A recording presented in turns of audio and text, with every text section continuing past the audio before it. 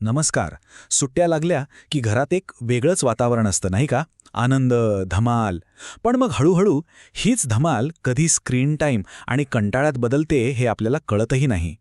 मग ह्या सुट्ट्यांना खऱ्या अर्थाने खास, अविस्मरणीय कसं बनवायचं? चला, आज आपण याचबद्दल बोलूया. सुट्टी लागली की बघा, आपल्या सगळ्यांसमोर एकच मोठा प्रश्न असतो. ही मुलं सतत मोबाईलमध्ये का अडकून बसतात? आणि खरं सांगायचं तर ही समस्या आता जवळजवळ प्रत्येक घरातली झाली आहे. पण यावर काही उपाय आहे का? हो, नक्कीच आहे. आणि काळजी करण्यासारखं काहीच नाहीये. कारण या स्क्रीन टाईमला एक खूप सुंदर आणि काय म्हणू, एक आनंदी पर्याय आहे. एक असा उपाय जो मुलांच्या सुट्टीत एकदम नवे रंग भरू शकतो. चला तर मग या सुट्टीला एक नवीन ओळख देऊया. आपण एक असा आराखडा पाहणार आहोत जो मोबाईलच्या स्क्रीनला बाजूला सारून मुलांना प्रत्यक्ष अनुभव, त्यांचे छंद आणि वेगवेगळी कौशल्य शिकण्याचा खराखुरा आनंद देईल.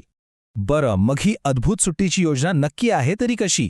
चला, थेट सुरुवात करूया आठवड्याच्या पहिल्या 2 दिवसांपासून, जिथे रंग आणि आपले पारंपरिक खेळ मुलांची वाट बघतायत. तर आठवड्याची सुरुवात होतीये कलेने. सोमवारचा दिवस पूर्णपणे रंगांना दिलेला आहे, जिथे मुलांच्या कल्पनाशक्तीला, त्यांच्या सर्जनशीलतेला कोणतीही बंधनं नाहीत. आणि या नियोजनाची गंमत बघा हां. सुरुवात होतीये फुलांच्या रंगपंचमीने. आणि मग एका मोठ्या कॅनव्हासवर सगळे मिळून चित्र काढतात. यातून काय होतं तर संघभावना वाढते. आणि त्यानंतर प्रत्येकजण स्वतःसाठी आठवण म्हणून दगड रंगवतो. म्हणजे बघा, सामूहिक कलेपासून ते वैयक्तिक निर्मितीच्या आनंदापर्यंतचा प्रवास एकाच दिवसात. आणि या सगळ्या रंगांच्या खेळातला सगळ्यात महत्त्वाचा मुद्दा कोणता माहितीये? तो म्हणजे शिस्त. एकमेकांच्या कपड्यांवर रंग न उडवता खेळणं, म्हणजे मजा करताना दुसऱ्याचा आदर करणं आणि स्वच्छता पाळणं. हे सगळं मुलं नकळतपणे शिकून जातात. ओके, तर सोमवारी रंगांमध्ये मनसोक्त रमल्यानंतर मंगळवारी आता मैदानावरची ऊर्जा अनुभवायची वेळ आहे. आता आपलं लक्ष वळतंय शारीरिक हालचालींवर आणि आपल्या जुन्या पण खरंच कधीही न विसरता येणाऱ्या पारंपरिक खेळांवर. आंधळी कोशिंबीर, लंगडी, आहाहा, ही फक्त नावं नाही तर आपल्या बालपणीच्या आठवणी आहेत नाही का? या खेळांमधून मुलं धावतात, पडतात, हसतात आणि एकत्र जिंकण्याचा अनुभव घेतात. मोबाईलवरच्या त्या व्हर्च्युअल खेळांपेक्षा हा अनुभव कितीतरी पटीने खरा आणि जास्त आनंद देणारा आहे. आणि हो, खेळात पडल्यावर न रडता पुन्हा उठून खेळायला लागणं हीच तर खरी खिलाडू वृत्ती आहे. मंगळवारचा दिवस मुलांना बरोबर हेच शिकवतो की हरण्या जिंकण्यापेक्षाही एकत्र खेळण्याचा आनंद कितीतरी मोठा असतो. ठीक आहे, आता आपण आलो आहोत आठवड्याच्या अगदी मध्यभागी, जिथे गोष्टींची जादू आणि स्वतःच्या हाताने पदार्थ बनवण्याचा आनंद मुलांना अनुभवायला मिळणार आहे. बुधवारचा दिवस. हा दिवस आहे मुलांची कल्पनाशक्ती जागृत करण्यासाठी आणि त्यांची भाषा कौशल्य वाढवण्यासाठी.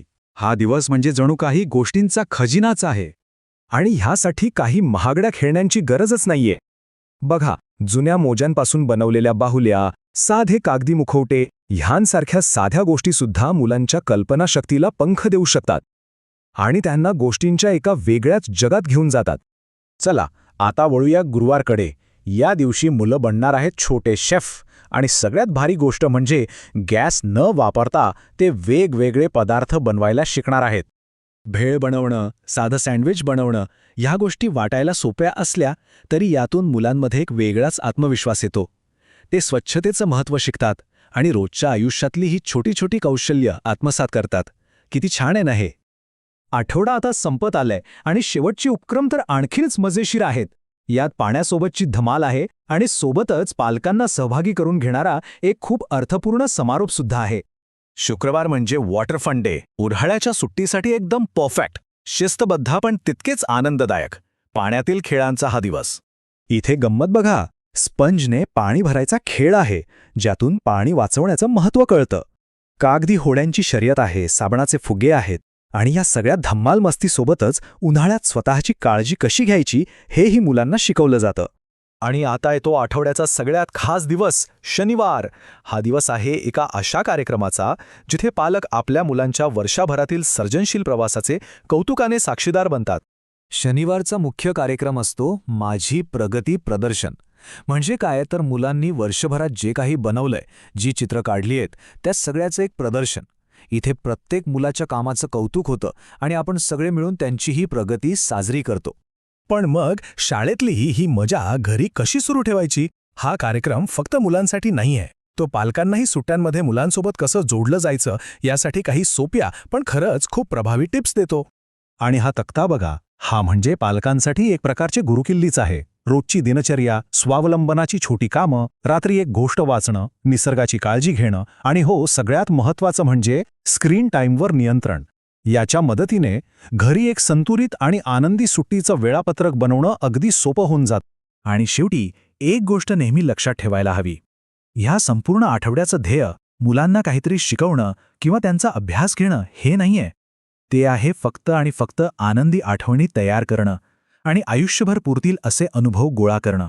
आणि हे सुंदर वाक्य, खेळूया, शिकूया आणि आनंदाने मोठे होऊया, हे मुलांच्या सुट्टीकडे पाहण्याच्या या संपूर्ण दृष्टिकोनाचं अगदी अचूक सार सांगतं.